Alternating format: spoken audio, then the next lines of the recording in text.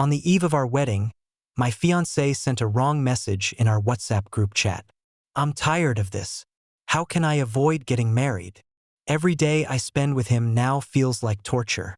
It's so painful. He's gone to set up the wedding venue today. What should I do? How can I make him break up with me before the wedding? I saw these messages while I was at the venue, planning our wedding decorations. Ding! Story Shots reminds you to click the subscribe button at the bottom right corner to read the full novel. The messages kept pinging, but my heart sank deeper with each notification. Was this some kind of cruel joke?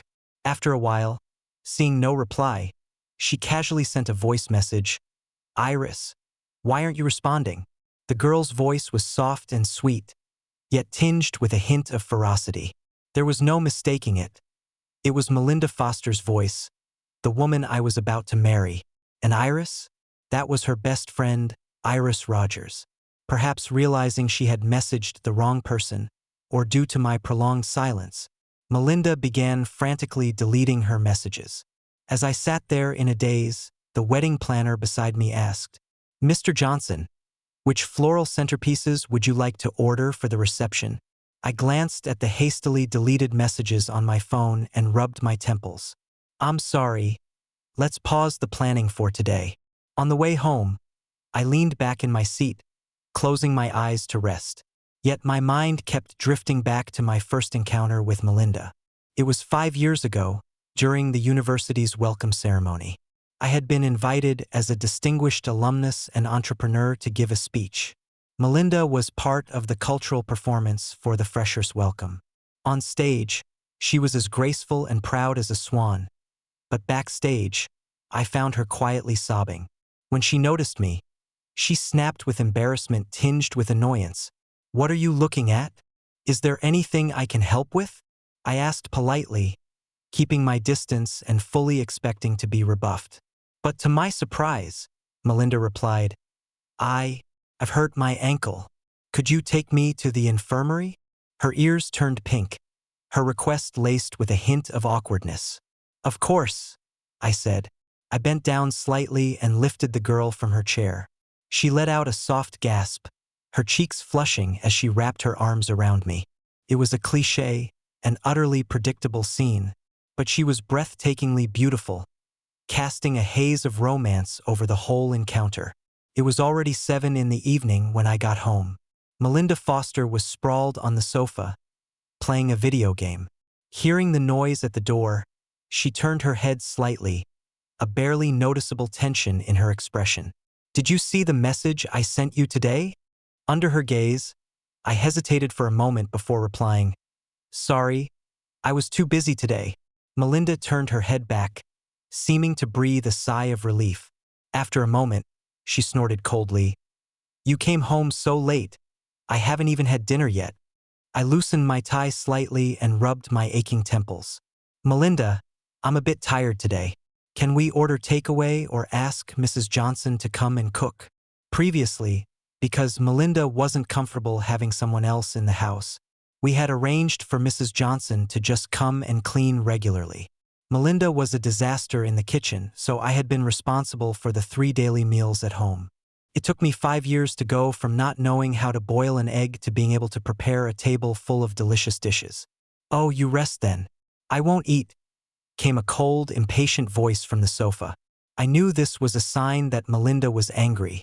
In the past, I would have definitely gone over to comfort her, but today I really wasn't feeling well. Plus, I had seen the message she had sent by mistake, so I just nodded and started to head to the bedroom to rest. Bang! The sound of something falling to the floor came from behind me. My steps faltered, but I didn't turn back.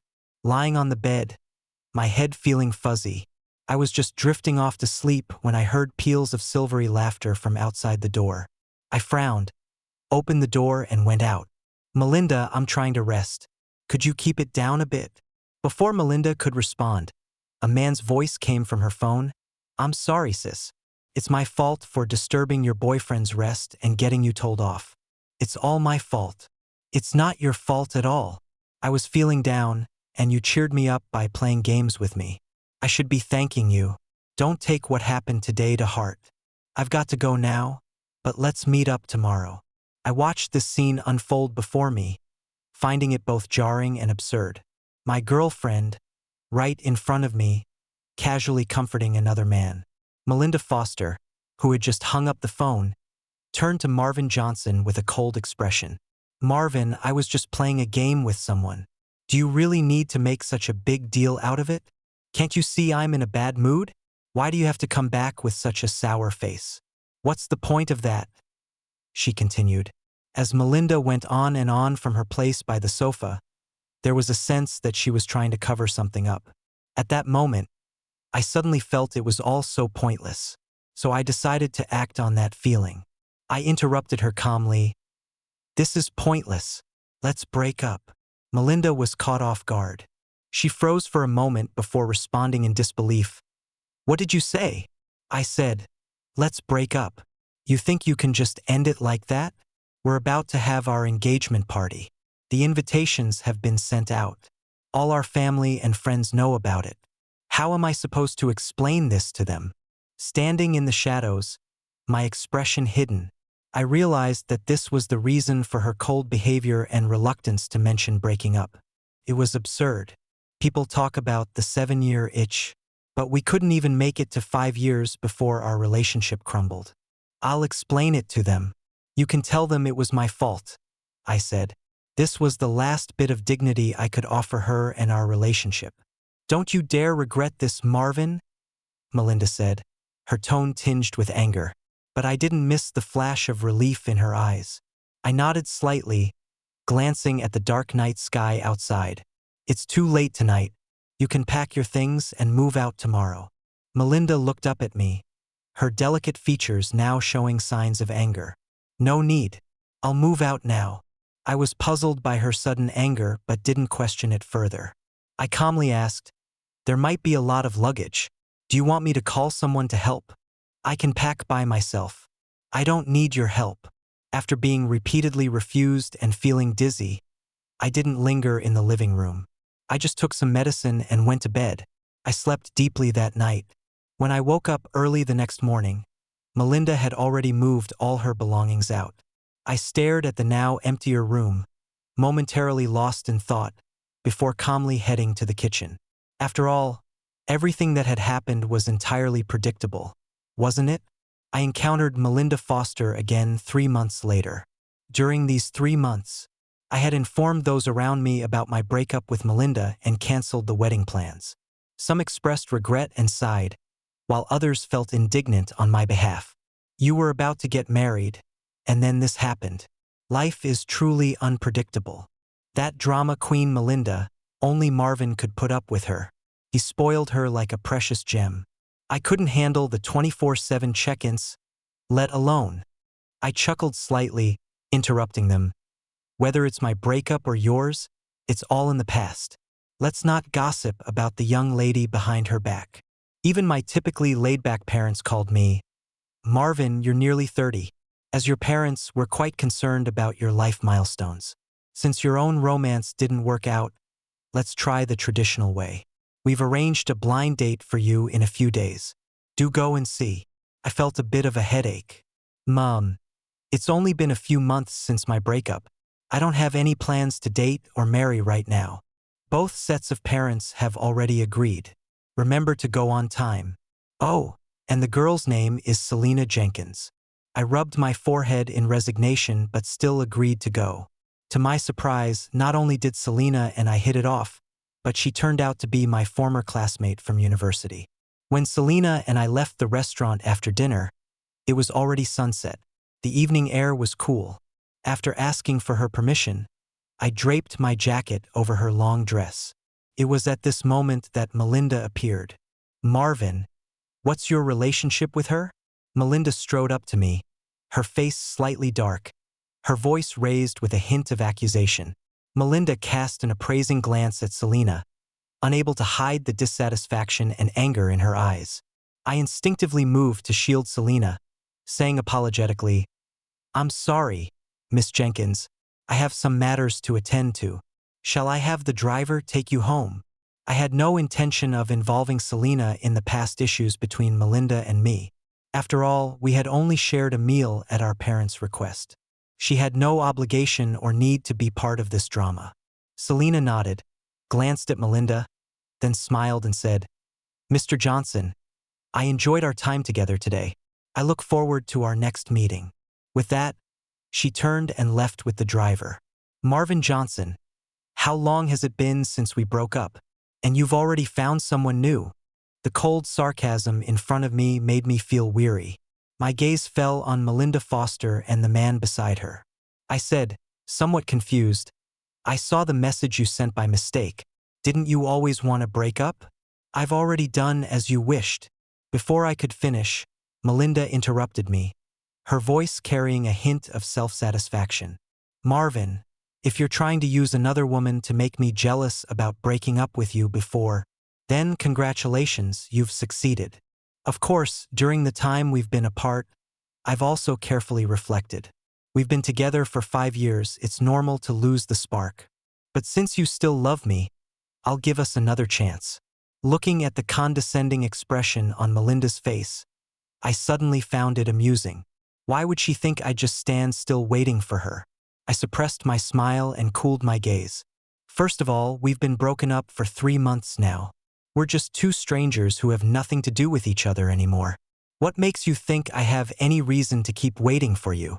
Moreover, casually dating someone else just to make you jealous is not only an insult to me but also disrespectful to others. Lastly, I want to say that we're over, with no room for reconsideration." I thought I'd spoken long enough for her to understand. Unexpectedly, Melinda just looked at me and then scoffed, "Marvin, don't regret this." After that day, Melinda's Facebook began to frequently update with photos of her and her new boyfriend, as well as their dates.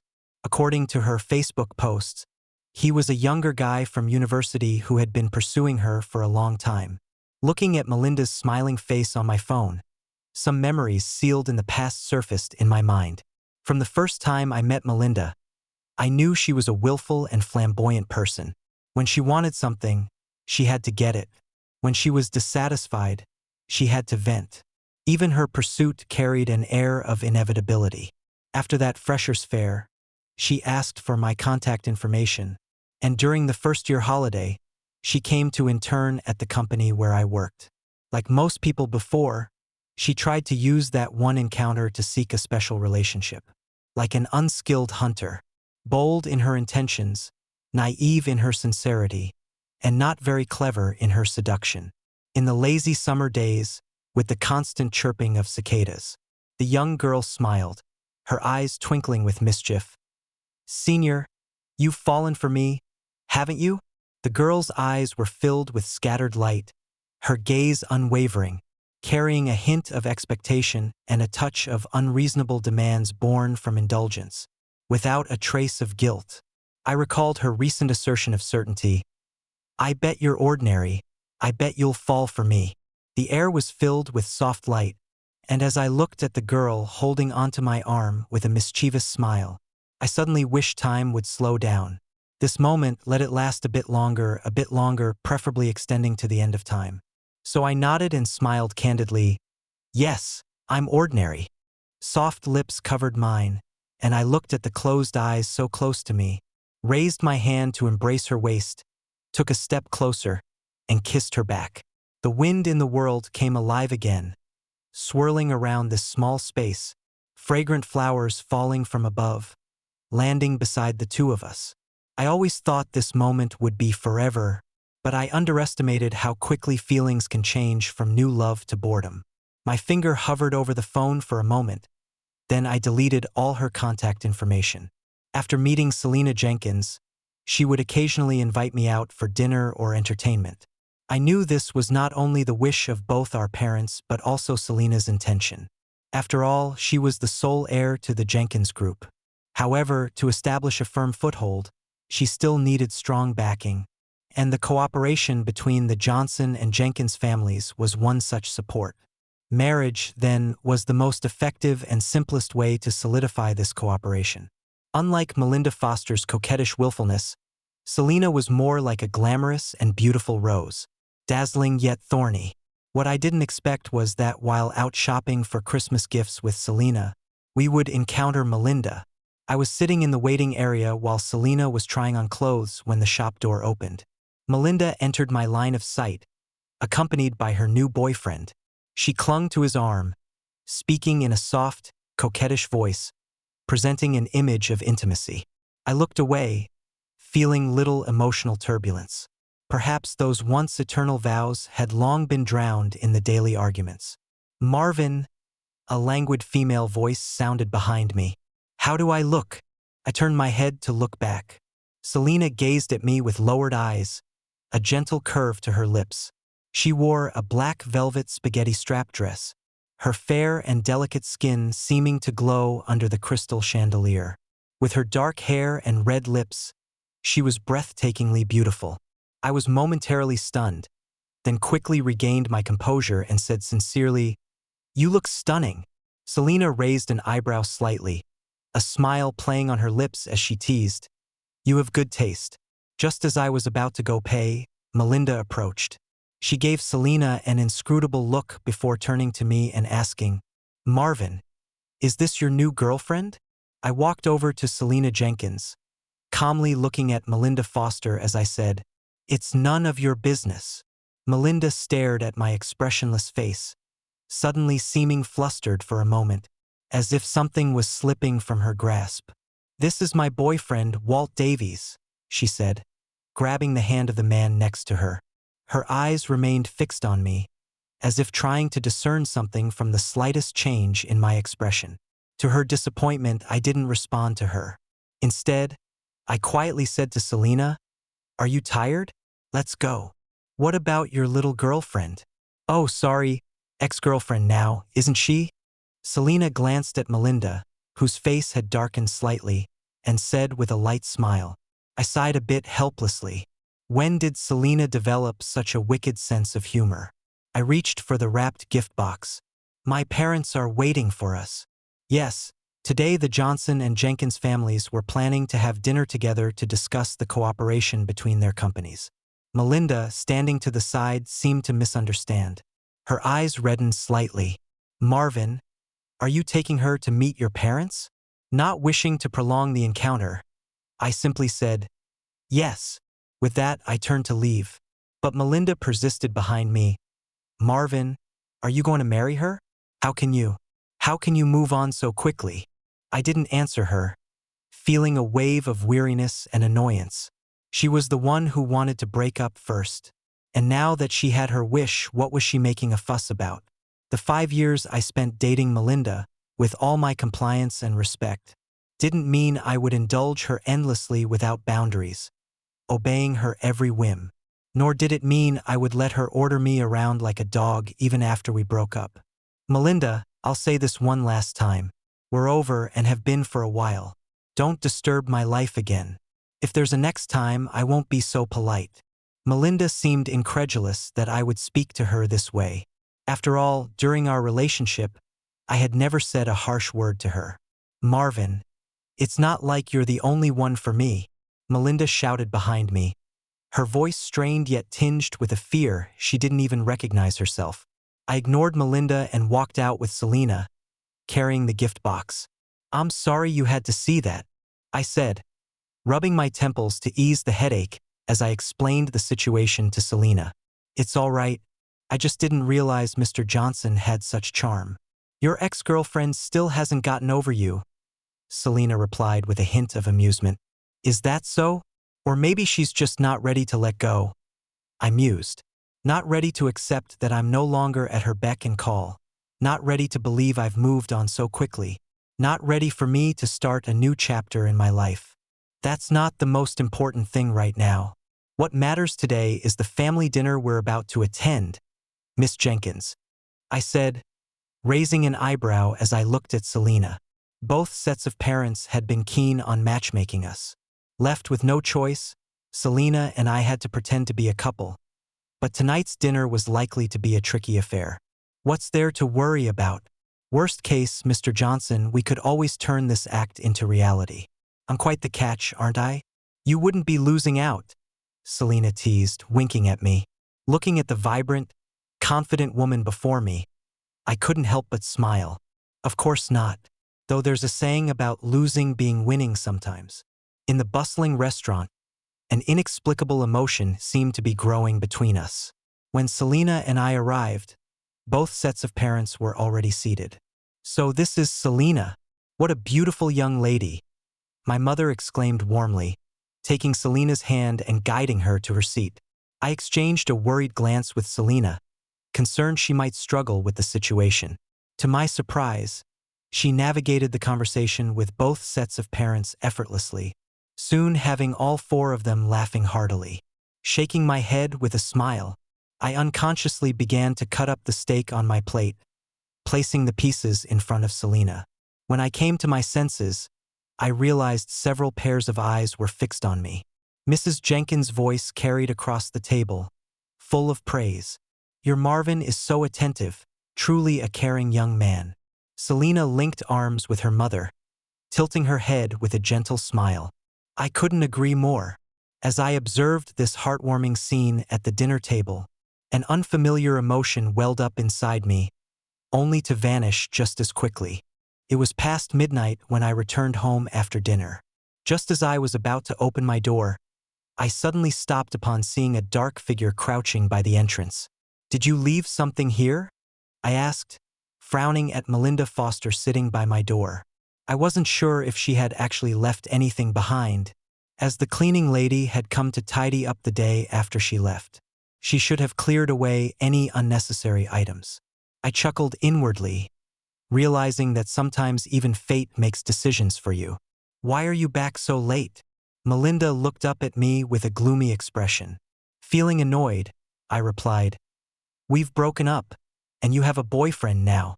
Why are you still hanging around? You weren't like this before. You never used to be so harsh with me. What's changed?" Soft sobs came from Melinda. In the past, I would have panicked and tried everything to comfort her. But now, I felt nothing. "Call your boyfriend and ask him to pick you up. Walt Davies isn't my boyfriend. I just used him to make you jealous. Marvin, can't we get back together? I promise I won't act up anymore. I won't ever mention breaking up again. Please?" Melinda looked up at me, clutching the hem of my shirt, tears streaming down her face. I pulled my sleeve away and said coolly, "Melinda, you don't really want to get back together. You're just not used to it. Not used to having no one fussing over you, no one arranging everything for you. Because you've realized that without me, your life is in chaos." "No, that's not true. I'm learning to cook for myself, learning to live independently. I'm learning to plan our future together. I'm really trying." Melinda stared at me, her eyes red and swollen from crying. "But why didn't you wait for me? Why are you with someone else?" I sighed. "Melinda, no one stays in the same place forever. If they do, it's only because they can't let go." I opened the door and stepped inside. Before closing it, I looked at Melinda, still sitting there with an unreadable expression, and said, "This is the last time. Don't come and disturb my life again." After that day, I hadn't heard from Melinda Foster for a long time. Just when I thought she had given up and I could relax, I was shocked to discover that a story based on us had caused a stir online. She had shared our story of meeting, getting to know each other, and falling in love on Twitter. She wrote, "When I'm feeling down, he would cross half the city to take me on a helicopter ride to see fireworks. Because I couldn't stand takeaways, he spent 5 years teaching himself various cuisines. He tolerates all my moods, accepts all my flaws. He is the source of all my confidence." The responses online were mostly supportive, with people swooning over our relationship. "When will it be my turn to have such a sweet romance? You must stay together forever, or I'll lose faith in love. Helicopter rides to see fireworks? Is that how you rich people have fun?" Until recently when she posted an update. "We've broken up. He's getting married. They're from the same social class." That single sentence sent her followers into a frenzy. The couple I shipped is over just like that? What era are we in, still caring about social class? What's wrong with this bloke? If you wanted someone from your class, why date the blogger in the first place? Was she just your trial run or a fling to pass the time? And this third party who stole someone else's relationship, some posh girl she must be. Initially, her posts only sparked small-scale discussions. But then a few influential Twitter users shared her video, commenting, "Rich people's playthings? Dating his first love for 5 years, then demanding a match in social status right before marriage?" The online debate spiraled out of control, with "Does social class matter?" trending on Twitter. Marvin Johnson's and my personal information were also dug up and exposed. I stared at everything unfolding online, my face darkening. When Melinda Foster called from someone else's phone, my secretary was showing me the online attacks from fans, bystanders, and paid trolls against me and the company. "Marvin, what's happening online wasn't intentional. Iris told me to open an account to document things. I never thought it would turn out like this." Melinda's voice came through the phone, sounding choked up. I rubbed my temples, my voice cold. "Whether you meant to do it or not, only you know. But the trouble you've caused for me, Selena, and the company has already happened. I know. If you get back together with me, I'll explain everything online. You know how irrational internet opinions can be. Everything I've done was for you, Marvin. I can't lose you. It was all my fault before. Can we please get back together?" Listening to the words coming through the phone, I felt a bit dazed. I still remember our 1-year anniversary. Melinda took me to a small, unknown hill.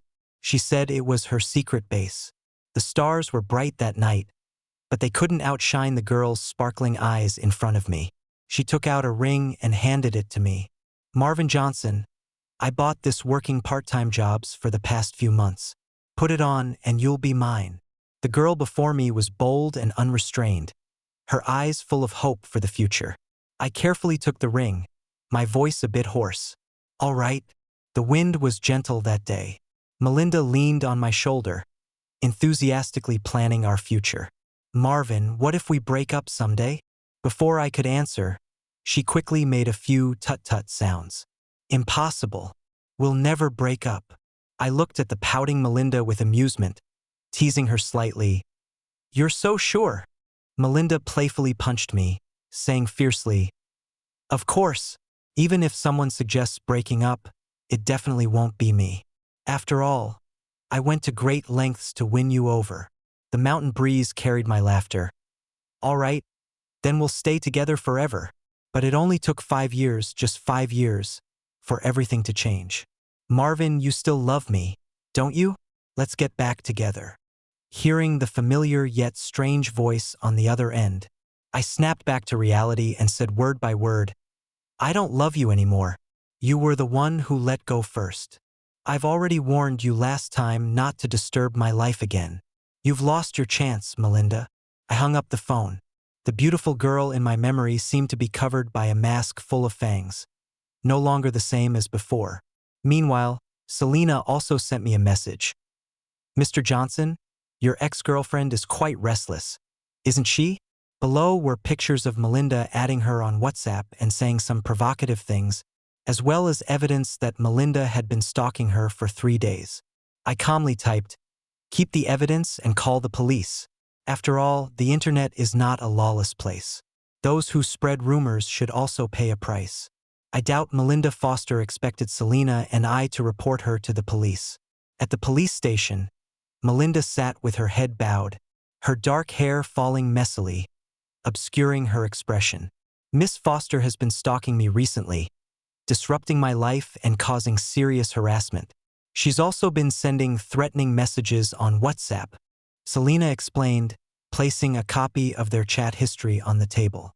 "Furthermore, Melinda has been spreading rumors, insults, and defamation about me and my boyfriend online, inciting uninformed people to cyberbully us.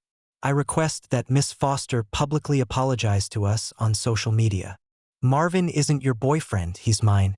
You stole him from me?" Melinda burst out, standing up abruptly. I instinctively moved in front of Selena. Melinda looked up, her eyes reddened, almost pleading as she turned to me. "Marvin, say something. Isn't she lying?" I faced Melinda, my expression cold. Miss Foster, we broke up about 6 months ago. Your actions have seriously threatened both me and my girlfriend. I expect you to make a public apology. A glimmer appeared in Melinda's sunken eyes. She covered her face with both hands and crouched down, her back shaking violently as she sobbed uncontrollably. After completing the report, Selena and I left the police station. As I heard the crying from inside, a strange emotion welled up in me. 5 years ago, we were inseparable, passionately in love. 5 years later, everything had changed. Nothing remained the same. The atmosphere grew heavy without us realizing it. Selena looked at me, raising an eyebrow. I'm just an innocent bystander in all this. Surely Mr. Johnson owes me dinner to make up for it? You've been awfully quiet. Don't tell me you're having second thoughts. Just like that, the oppressive mood dissipated. I couldn't help but chuckle, jangling my car keys. Let's go then. I'll treat Miss Jenkins to a feast. Soon, Melinda Foster's punishment was announced. She was sentenced to 10 days in detention and fined for fabricating facts and defaming others. She was also required to make a public apology on Twitter. On my side, I released a statement and reported several leading bloggers who were most active in spreading rumors to the authorities for libel. With these two-pronged measures, public opinion quickly reversed. I knew there would be a twist. Thankfully, I didn't join in spreading rumors at the time. Well, her actions deserve the hardship and consequences she's facing. Hang on. Doesn't anyone else find this girl terrifying? If she can't have it, she destroys it. Stalking and fabricating rumors. If I were the victim, I'd go mad. Agreed with the comment above. It's truly disgusting. Inciting netizens to launch cyberbullying. She deserves to be in jail. And she dragged innocent people into this. Can't people date properly after a breakup? I'd say they're well-matched, at least their values align. I support them. I love seeing equally matched couples in love. The female boss is so cool. As the online public opinion shifted overwhelmingly, Selena Jenkins bought a yacht and invited me for a relaxing cruise. There were dozens of us, all good friends from our social circle. The yacht's deck was covered with exquisite wooden flooring. I stood on the deck with a glass of wine, admiring the azure sea and the dazzling sunset. Why did you come out here? A soft, languid female voice came from behind. I turned my head slightly to look back. Selena was approaching with a wine glass. I took a small sip of wine. It was a bit stuffy inside. I came out for some fresh air. My father just messaged me. He's absolutely thrilled with you. Oh, at the peak of the public opinion battle, we launched the collaborative products of our two companies, using the buzz to open up the market. The current sales figures are unprecedentedly high. I curved my lips slightly, saying nothing. Selena gazed at the sunset, and after a while, she sighed. Flowers naturally face the sun. People inevitably move forward. I turned my head to look at the hint of nervousness on Selena's face and her subtle attempt at encouragement, suddenly bursting into laughter. What are you laughing at? Selena's ears turned slightly red, her expression a bit embarrassed. I've moved on long ago, I said to Selena Jenkins, emphasizing each word. I'm not heartless, but I'm not overly sentimental either, especially not about post-breakup emotions. I'm glad you understand, Selena said, awkwardly running her fingers through her hair. She hesitated, about to say something more. Watch out. Suddenly, a large wave hit the yacht, causing it to lurch violently. Selena was thrown off balance and fell towards me. Instinctively, I caught her in my arms. The warmth from her shoulder lingered. My heart skipped a beat before pounding like a drum. As the sea calmed, Selena pulled away from my embrace, a faint blush betraying her inner turmoil. It's all right now, Selena, I reassured her. She looked up at me, a mysterious emotion flickering in her eyes. As if throwing caution to the wind, she leaned in and pressed her lips to mine. It was a simple touch, yet it left me stunned for a moment. The next instant, it was as if a floodgate had opened. Soft kisses rained down, gradually turning into a passionate entanglement of lips and tongues. In a daze, An unfamiliar tide of emotions began to overwhelm my senses. After what felt like an eternity, our lips finally parted. Selena, slightly out of breath, gazed into my eyes and smiled. "Shall we make this pretense real?" My hand still on her waist, I replied, "I've already fallen for you for real." The sea breeze gently caressed us as the waves lapped against the yacht.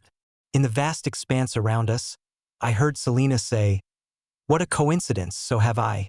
After our brief trip, Selena and I began planning the specific date for our engagement and wedding arrangements. However, I never expected that Melinda Foster would seek me out as soon as she was released from detention. "Marvin, can we talk?" she pleaded, standing beside my car. "I'm sorry, I'm very busy," I replied, signaling my driver to drive away. But Melinda blocked the car's path. "I won't bother you for long. I'm about to return to my hometown. I just want to say goodbye to you and to the past." Melinda seemed less arrogant and willful after her time in detention. She looked as if something had crushed her spirit. I glanced at my watch and said coolly, 5 minutes. Melinda smiled bitterly. If I hadn't sent that wrong message back then, would our ending be different from what it is now? Unfortunately, there are no ifs in this world, nor is there a way to undo the past. Everyone must face the consequences of their actions. Melinda, the message you sent by mistake was just a catalyst. Perhaps even fate wanted us to part ways. Melinda suddenly shook her head, panic in her eyes. "No, that's not it. I never actually wanted to break up with you. I just felt that after being together for 5 years, it was too long. We'd lost the passion we once had. Love had been worn away, leaving only familial affection." Her lips were pressed together, trying hard not to cry, but tears kept falling. "Too long," I said mockingly. "Love is always love. When you start seeing it as familial affection, the place for love becomes vacant, and someone else appears to fill it. Once love turns into familial affection, that relationship has reached its end. And you thinking this way means you've grown tired of it." She sobbed. "I don't know why it turned out like this. It was Iris who told me. She said that you're older than me, you have more options. If I acted a bit difficult, you'd pay more attention to me. But I don't know why, I became more and more unrestrained towards the end, until I pushed you away with my own hands." By the end, Melinda was speaking incoherently, tears flowing freely. I looked at her expressionlessly, my tone sarcastic. "Was the sense of security I gave you not enough? Is that why you listened to what others said?" "No, that's not it. I don't know why I was so foolish then. I really regret it. I cut her off. 5 minutes are up. Next month is my engagement party with Selena. I'm not generous enough to invite you. Everything between us is over, and I hope you won't disturb us again in the future." Melinda stood there, her face ashen. I gestured to my driver to start the car. As we passed Melinda, I heard her murmur softly, "I'm sorry to both you and Selena." A cool night breeze blew past. Everything had ended, but a new chapter was just beginning.